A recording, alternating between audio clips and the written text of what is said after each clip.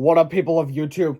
You're so a little more eager to see me read the last book in the series than me actually react to number episode 6, which I guess makes sense. So, yeah. We're here. Literally, my first Underpants Read-Aloud was like ages ago. I feel just watched it again. Wink, wink, foreshadowing. Anyway, so 12 books in a definitely a long time to read them, but so yeah, this time it's Captain Underpants, the sensational saga of Sir Stinks-A-Lot, the 12th epic novel by Dave Pilkey. And it's also, supposedly, for now, the last book in the main series, as I've said before, so gotta make it count, I guess. Well, here we are again, in big trouble as usual. We've had so much bad luck lately, we had to make this comic so we can keep it all straight. Behold our graphic tale of misery and woe. Captain Underpants, the 100% true truth. Once upon a time, two accusing Georgia Hill. They were smart and handsome and stuff. Thank you, yes we know, me too. But they're the biggest principal ever. Name of Mr. Crump, blah blah blah. One time Mr. Crump was maybe, you'll follow my rules. So they hypnotized him. Not today, Bob! Mr. Crump was under Georgia Hill's spell. You're now Captain Underpants. It was funny at first. Look at me! But it got dangerous really quick. Oh no! Then one day, Mr. Crump drank some alien superpower juice, and he got real superpowers. Now when Mr. Crump somebody snapped the fingers, snap, he shows the Captain Underpants. Oh no! And when Captain Underpants is rolling his head, turns back into Mr. Crump, blah blah blah. So we got that to deal with, but it gets worse. One day, Georgia Hill had a really big problem. I got you now! So they borrowed a time machine, and they went back in time to fix the problem. Alright, we're smart. But they created a totally new problem. Oh no, we made doubles of ourselves. When the teacher saw two Georges and two Hounds, they all went crazy. We must be dreaming. Let's get naked. Yeah, whoopee. Oh no, my eyes, they burn. So they all had to go to the hospital. The mental hospital. I don't know why I always said mental asylum. It's just, no offense, Dave Pilkey. I know you put a lot of effort into writing these books, but, just. But anyway, the only good thing that happened is that we got 3 new pets. There were half bionic hamsters and half pterodactyls. Orlando, Tony, and Don on that panel. It's been a few weeks since our last adventure. The city's been rebuilt and things are getting back to normal. But there are still a lot of loose ends to our story. There can only be one thing. Another sequel! Oh no, here I go again! But also, Dave Pilkey just put the number on the spine! Anyway. Chapter 1, George, and Harold and Harold. This is George Beard and George Beard, Haroldsons and Haroldsons. George with the kids on the left with the ties and the flat tops. Harold and Harold with the ones on the right with t-shirts with bad haircuts. Remember that now. Chapter 2, the GOP guarantee. What? Oh my god. Chapter 1 is literally just one page. It's literally just the introduction. It's not really under the book. But anyway. If you read A Last Adventure, you're probably well aware of how George and Harold accidentally created duplicate versions of themselves. You know all the whys, the whens, and the wherefores, so you're all caught up and ready to go. Indeed I am. Congratulations. Good for you. Reading is power, ain't it? If you didn't read A Last Adventure, you're probably scratching yourself and saying to yourself, hey, myself, what the heck is going on here? Before we get into all that, I should point out that it's impolite to use the word heck. These books have been criticized for their inappropriate language, and we're going to stop that sort of thing once and for all. From now on, double asterisks from some restrictions may apply. Void where prohibited, except on pages 44 and 48. You won't be reading any more words like heck or tingle or fart or pee-pee. No, sir, those words are highly offensive to grouchy old people who have way too much time on their hands. Honestly, this gave me a laugh when I first read this. So, Dave Pilkey was upset at people saying, like, why'd you put the number on the spine? And it was upset about the old people saying, like, my children are reading their own book series called Captain Underpants. We're going to read the book because I know it's inappropriate because I'm unaware. Please stop, I'll call the authorities. So, he, rightfully so I should say, just spills his anger all out on these pages. It's kind of hilarious. Anyway, in the people pleasing the grouchy old people, GOP out there, I have also included topics especially for them. So this adventure will contain references to healthcare, gardening, Bob Evans restaurants, hard candies, Fox News, and gentle yet effective laxatives. So sit back on your hemorrhoid pillows, turn up some music, Lawrence Welk, and grab a snack. Black jelly beans are all stuck together. It's time to enjoy the all-new, squeaky clean, fully appropriate, and non-offensive adventures of Captain Underpants. I don't know why I say adventures, it's just one adventure. But anyway, Chapter 3, The Species Who Knew Too Much. We all know it's good to be smart. It's even better to be very smart. But being too smart is just asking for trouble. Take human beings, for example. We were smart enough to invent gardening and healthcare. We developed Bobby's restaurants and Fox News, and we managed to take hard candies and gentle yet effective laxatives to exciting new horizons. But somewhere along the way, we got too smart for our own good. So, Chapter 3 right here is explaining how, if we're so smart, why are we remaking the same dang phone every single year? Why? Ninth.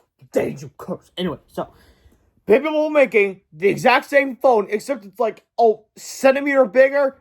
And probably the next one's going to tell if your heart rate's still going or not, if your breathing or something, or your brain is still functioning. I don't care about any of that. I just want my phone so I can text people. Look. Some people might not know what version of my phone is that I'm recording right now. It's an iPhone 15 Pro Max. But it's my phone, and I'm probably going to have it for a very long time. And if I'm recording from my old phone, you can see at the back it's not at risk of being a terrible phone at all. It's like brand new. It's probably just a mentor. You can tell that everything looks cool with it. Anyway, so we could devote all this money that we spent on creating more phones to cure cancer, curing needs, discovering time travel, discovering what happens if you create a love potion. Of course, it's going to be chaos everywhere. But instead, no. We got to start inventing dumb things like car alarms, leaf blowers, and spray-on hair.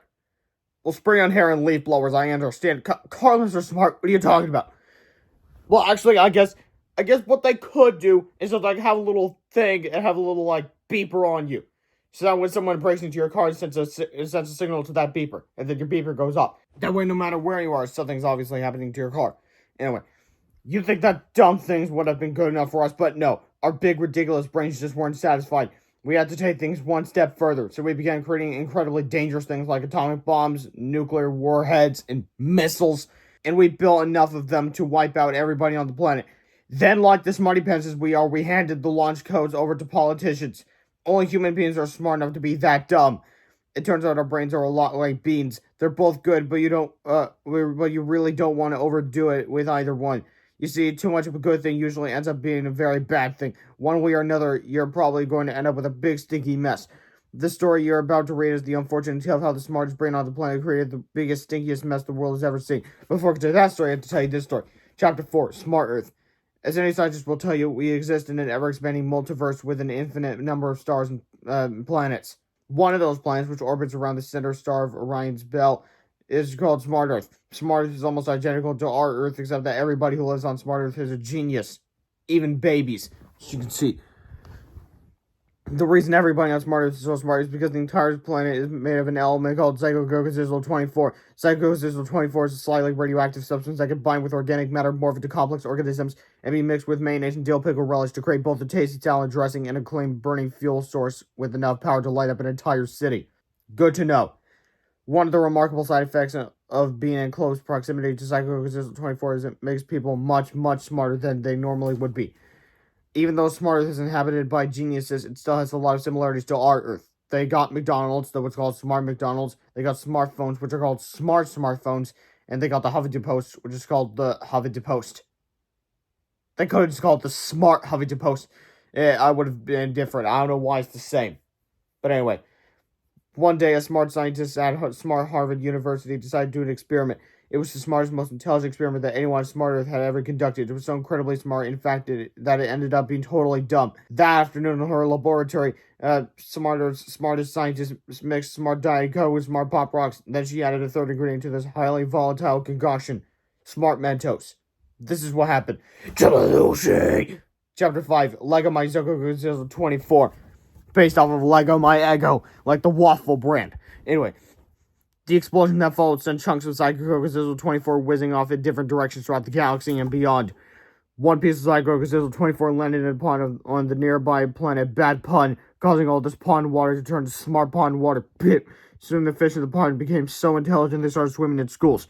Another piece of Psychogocosisl ended up landing in the Great Vineyard on planet Pino. Wham! The Psychogocosisl-24 was quickly absorbed to the soil and was subsequently soaked up into the grapes. These grapes, which had until recently been harvested almost to extinction, suddenly became self-aware and super intelligent. They banded together bunches and rose up to defeat their oppressors. Okay, I understand all that. And all of a sudden they look like this, and they got legs and stuff, and the battle lasted one whole night. But sadly, it ended the next morning when the sun came up. Their rebellion shriveled when the poor grapes ran out of juice. Apparently, there's a reason for everything. Perhaps the most devastating result of the destruction of Smart Earth, however, occurred when a tiny piece of Psychogocosisl-24 entered our own planet's atmosphere. It soared down through the sky at a terrific speed, zooming closer and closer to the small midwestern town of Pico, Ohio. Finally, the tiny chunk of Psychogocosisl-24 crashed through the roof of the Pico Valley home for the reality challenge. It landed in the group therapy ward, where all the teachers from the nearby elementary school had recently been transferred. Crash! What's that? Cried Mr. Crop. Looks like a meteorite, said Miss Ribble. Don't touch it, warned the doctor. It might be the blob. The doctor's warning was heeded by everyone except for the gym teacher, Mr. Meaner. Gym teachers, I'm sure as you're all aware, are a lot like toddlers. You really have to keep an eye on them because they're always picking things up off the floor and putting them into their mouths. Sort of like doggies. Unfortunately, that's exactly what happened on that fateful day at the Pigwood Valley home for the Read-Aloud challenge. So Mr. Meters, he happily chewed up the Zygogozizzle 24 and swallowed hard. Tastes like chicken! Chapter 6, The Trouble with Zizzles. Suddenly, the tiny chunk of Zygogozizzle 24 began to bind with Mr. Meter's stomach lining. It started taking over his cells at an alarming rate, spreading throughout his squishy innards and overriding his normal bodily functions. Soon the Zygogozizzle 24 reached Mr. Meter's mind, where it supercharged all of his brain cells and began the complicated process of making him smart. Are you right, Mr. Meter? Asked the psychologist. You look a little strange. I'm much more than all right, replied Mr. Meter. I'm exceptionally impeccable. Mr. Meter's fellow teachers looked worried. They had never heard him use anything larger than a 3-syllable word before. Usually Mr. Meter just pointed at things and grunted. I think you better sit down, said the psychologist. Nonsense, my good man, said Mr. Meter as his mind's neurons and glial cells began restructuring themselves, forming new connections and making his brain smarter and smarter each second. I've wasted far too much time in this insipid infirmary already. No, wait just a minute, said the psychologist. You can't leave here, you're a patient. On the contrary, said Mr. Meter, who now spoke in a standard British accent, I shall walk out that door expeditiously, and neither you nor anyone else is going to stop me. Shouted the psychologist. We're going away! Another doctor rushed in to help. Together, the two doctors blocked the exit and refused to budge. You're not going anywhere, Bob, said the psychologist. Mr. Meter smartly looked at the two doctors with pity. This is going to be too easy. Chapter 7, A Paradox Chapter 7, A Paradox for a Pair of Docs. Get it. Anyway, Mr. Meter approached the two doctors. I have some advice for both of you, said Mr. Meter. Well, too bad, said the psychologist, because we're not going to follow any of your advice. Is that so? Said Mr. Meter. Then I advise you to not follow my advice. The two doctors were confused. Well, we're not going to follow that advice, said the psychologist. But if we don't follow his advice to not follow his advice, said the other doctor, then are we following his advice? Wait a minute, said the psychologist. What if we follow his advice to not follow his advice? Are we still following his advice? The two doctors became so entangled in their deep paradoxical conversation that they didn't even notice Mr. Meter walking out the exit door. Hey, no, it's a chance to escape too, said Miss Ribble. The other teachers followed her out the door, right past the increasingly confused and frustrated doctors. All the teachers and staff of Drumheart's elementary school were now free. They followed Mr. Meter up to the hilltop and watched him in awe as they looked out over the horizon. Most people in Mr. Meter's position would use their newfound genius brains to end world hunger and bring peace to humanity. But these were the last things on Mr. Meter's magnificent mind. Mr. Meter was still a gym teacher at heart, you see. And as everyone knows, most gym teachers are inherently evil. At least it's what the book says. Anyway. I'm sorry, just the camera. There we go. Chapter 8, Why Can't We Be Friends? It occurs to me, said Mr. Meter, that our recent problems have all been caused by willful and disobedient children. I heard that, said Mr. Crump. Silence, you fool, Mr. Meter shouted. If we are to rectify this aberration, we must proceed with prudence and acumen. I'm not sure what those words mean, said Miss Anthrop, but I agree 139%. Me too, said the other teacher simultaneously. Then you must follow my every command, said Mr. Meter. You must all return to your jobs and go about your business as usual. Nothing is to look suspicious. But we want to be evil too, misdirected one. Patience, my dear minions, said Mr. Meter with a hideous sneer. There will be plenty of time for that in the days to come. Chapter 9, Crimes and Misdemeanor. A few days later, school was back in session. The teachers taught, the students studied, and Georgia Hill went back to their mischief. After school, Georgia Hill climbed out into their treehouse to do their homework. The yesterday versions of themselves were busy playing video games and reading comics. How was school today? Asked yesterday George. Meh, said George. Did you learn anything new? Asked yesterday Harold. Said Harold shrugging. By all appearances, things had finally returned to normal. But at night, Mr. Meter tinkered away in a makeshift laboratory inside of an old abandoned factory near Franz Pond. He was developing a powerful mind control potion that would turn even the most unruly child into a brainlessly obedient conformist. Using a base mixture of sodium thiopental, Mr. Meter added liberal doses of butyric acid. I'm sorry, this is going to take me a moment to pronounce this word. Tryptophan, there we go. And clamato juice. Then he filtered the solution through an old dirty pile of sticky gym socks. The concoction smelled terrible, but its sinister effect would be even worse. My formula is now ready for human trials, said Mr. Meter. and I know exactly which two humans I'm going to try it out on. Chapter 10, Spray Day. The next day, Mr. Meter showed up at school looking a bit different, looking a little different than usual. He still wore the same smelly sweatshirt and sweatpants he had on all week. Nothing new there, but somehow something about him had changed. It was yesterday Harold started to go to school and do homework that day. So the boys dutifully went to their class and did everything they were supposed to do, and a few things they were not supposed to do. Everything seemed normal until after gym class. Mr. Meter excused the rest of the kids, but not yesterday Harold. "Boys," said Mr. Meter, "I'd like to see you in my office pronto." "Why?" asked yesterday George. "We didn't do anything." "Probably." Mr. Meter pointed to his office door. "In my office, no!" he shouted. Yesterday Harold slinked into Mr. Meter's filthy office. They had been there before, and they hated the smell of it. It reeked of mold, rat urine, and the putrid sweat of 1,000 tormented souls. But today, for some strange reason, it smelled even worse than usual. Yesterday Harold climbed into two stinky vinyl chairs and held their breath. Well, said Mr. Meter as he closed the door behind him and approached our heroes. "It looks like we're alone at last." "What's going on here?" asked yesterday George suspiciously. "Yes, Harold, we've got to go to our next class." "Oh, there'll be plenty of time for classes and studying and homework," replied Mr. Meter. "But first, I'd like you to help me out with a little experiment." Mr. Meter lifted his arms, revealing two metallic spray nozzles under his crusty pits. "Say hello to my stinky friends!" He laughed as the nozzles spattered out two brown cloudbursts of choking, noxious stank. Chapter 11, ASLS, Attention Superfluous Lethargy Syndrome.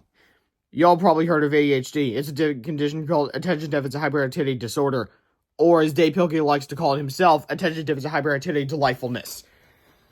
Georgia Hill had been diagnosed with it since they were in the second grade. At the time, George's dad had explained to the boys that people with ADHD are usually more creative than ordinary people. This made Georgia Hill feel very special, and they wore their diagnosis like a badge of honor. But today, as they walked down the hallway to their next class, the boys felt much different than normal. It was almost as if their ADHD had been dramatically reversed somehow. They felt focused and attentive. They were calm and orderly. They did not feel the uncontrollable urge to daydream or misbehave. Something had changed about them. "You're late for class!" shouted their math teacher, Anita Calculator. "We are very sorry," said yesterday Harold robotically.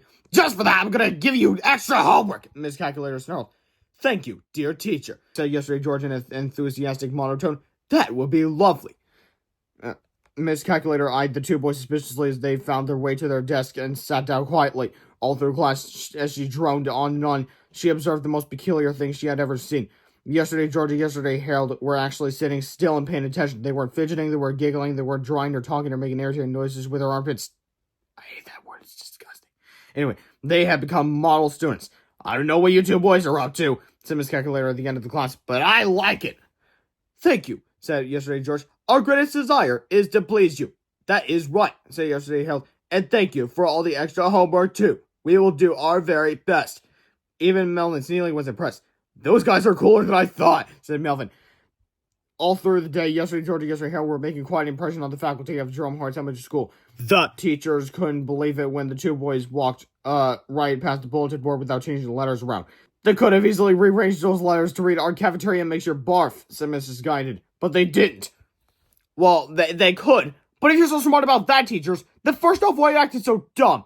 And second off, why constantly make signs? Like, when you make a sign, go like, "Can Georgia Hill rearrange this?" If yes, then tweak it. Anyway, I don't know what's going on with those two kids, said Ms. Labeler, but I like it. At the end of the school day, yesterday Hill went around to each classroom asking if they could do extra credit homework that evening. The teachers gladly piled it on. "I don't know what you did with those two brides today," said Mr. Crump, "but I like it. This is only the beginning," Mr. Meter sneered. "Today I changed Georgia Hill. Soon I shall change the world." Unlike most megalomaniacs, Mr. Meter had no interest in taking over the planet. He was smarter than that. He knew that the real money and power was in pharmaceuticals. Mr. Meter had created a formula that transformed children into highly attentive, obedient servants. All he needed to do was mass market his creation, and he would become the most powerful entity on Earth. "Adults will pay through the nose for that kind of thing," he said with a laugh, patting Mr. Crumb's head affectionately. "But for now, the first taste is free." Chapter 12, Men at Work. That afternoon, yesterday Hale climbed to the treehouse with so much homework they had to take 2 trips to hoist it all up. "Whoa!" shouted George. "What happened today?"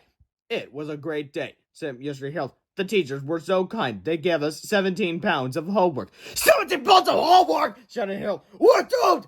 No, we are not. So yesterday, George, we can all work on it together. It will be fun. George and Harold looked at each other in horror. Never in a million years would they have used the words homework and fun in the same sentence. What about the sentence homework is not fun? Anyway, something was wrong. Something was terribly, terribly wrong. Are you thinking what I'm thinking? Whispered George. Body snatchers, whispered Harold. Yep, whispered George. The four boys sat at their table and began tackling their assignments. Yesterday, George and yesterday Harold plowed through page after page of worksheets and take home quizzes at a dizzying rate. While present day, George and Harold tried to keep up, but they kept getting distracted. At supper time yesterday, George and yesterday Harold went down to their homes to eat with their families. An hour later, they went back up to the treehouse to continue their work. We bought some extra food for you, said yesterday Harold. Thanks, said George and Harold. Everyone worked until it was time for bed. We have completed our half to the best of our ability, said yesterday George. George and Harold didn't even make a dent in their half. We're going to be working on this all night, moaned Harold. I have a satisfactory suggestion, said yesterday George. You two boys finish your work tonight, and we will go to school again tomorrow. Really? Said George. We all get to go to school 2 days in a row! No one should have to endure that, cried Harold. We do not mind, said yesterday George and yesterday Harold simultaneously. We love school. So while yesterday George and yesterday Harold slept in their beds, George and Harold stayed up until 5 a.m. answering questions, filling in blanks, and showing their work. And I'm wiped out, said George. If this game's up, we're gonna get sick. I'm already getting sick, said Harold as he blew his nose. Chapter 13, Sticky Con 2000. The next day, Mr. Meter looked even more different than he had the day before. He had been building a mechanical suit in his laboratory, and each new morning it got more and more elaborate. The genius gym teacher started the day by spraying all the children in his classes with his newest mind control formula, Read-Aloud 2000. With a little TM at the end like an actual thing. Say hello to my stinky friend! Shouted Mr. Meter with each squirt. In no time at all, the entire student body of Drumheart's elementary school was transformed. Now every kid in school had attention superfluous lethargy syndrome.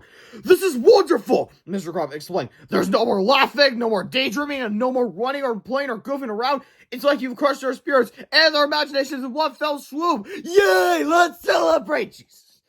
I'm really doing the world a great service, Mr. Meter said with a slithery smile. I'm raising a new generation of totally compliant button pushers.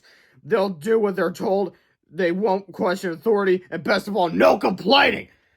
Yeah, but is a Read-Aloud 2000 dangerous? Asked Mr. Ripple. Not for us, said Mr. Meter. The spray only affects children. Adults are totally immune, so it's perfectly safe. The only downside to Mr. Meter's intranasally absorbed spray is that it only lasted for 24 hours. To be completely effective, it needed to be resprayed every day. That's the beauty of my system, said Mr. Meter. Once parents see how easy it is to control children, they'll pay anything for a daily